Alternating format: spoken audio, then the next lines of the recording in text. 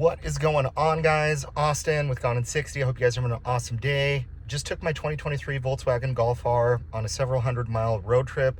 Want to give just kind of a few quick tips, impressions, share with you fuel economy, speed. So if you guys are in the market for one of these, maybe this information might be useful to you guys. If you guys are new to my channel, or if you enjoy watching these videos, give me a thumbs up or a thumbs down, leave a comment, and please subscribe to my channel. Let's get after it. So right now, I've gone 281 miles on this tank of gas, and most all of it was freeway miles. And you know, I live in Utah, so elevation around 5,000, it's high. So obviously, you know, sometimes that impacts things as we drive. But the speed limit on the way from Utah up to Idaho, about 80 miles an hour. Most of the time I was going about 83 to 85, maybe at the most. I did let my friend drive the car, and he ripped it around town quite a bit, so I'm sure that hurt some of my fuel economy.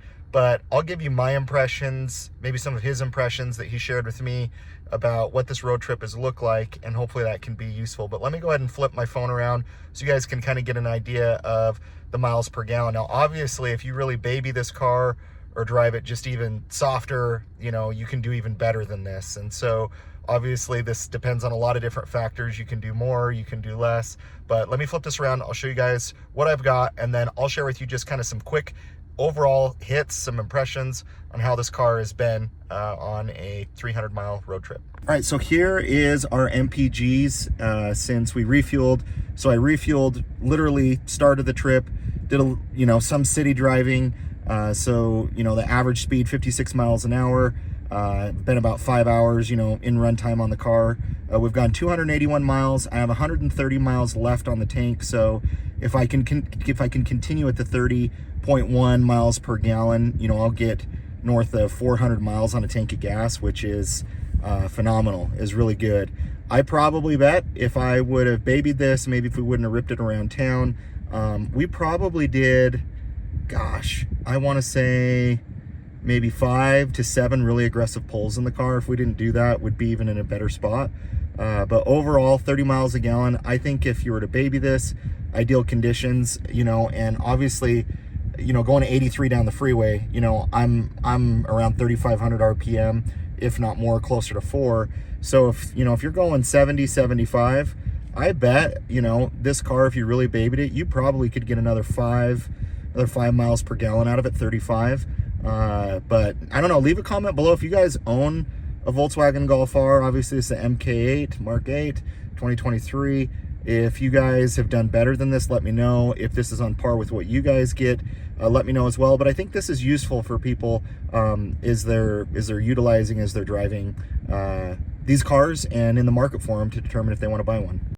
So here are my impressions, and I think this is where the Golf R just really shines. The Golf R just shines around being able to do so many things and do them really well.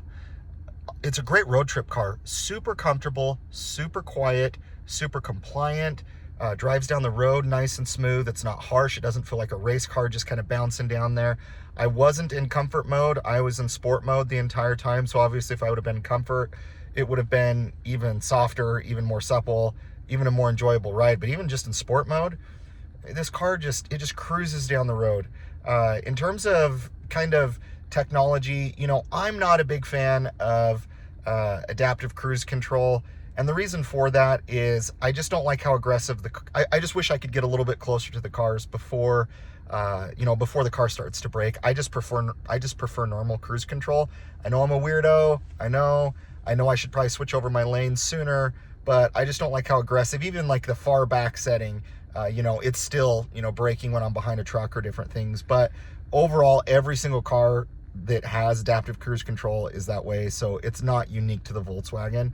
I will say the lane keep assist, where it's just kind of, and I don't think lane keep assist is the right term, but basically just the technology for it to be able to just, steer for you. It does an amazing job. You take a tight corner, the car will just corner, and you don't have any hands on the steering wheel. Takes a little bit of faith, got to say a little prayer as you're going through the corner, but it does a great job of doing it. And then you just lightly tap your hands on the wheel, boom. But it's one of the best that I've been in, that I've seen. Probably gives you anywhere from about 15 to 20 seconds of not having to have your hand on the wheel.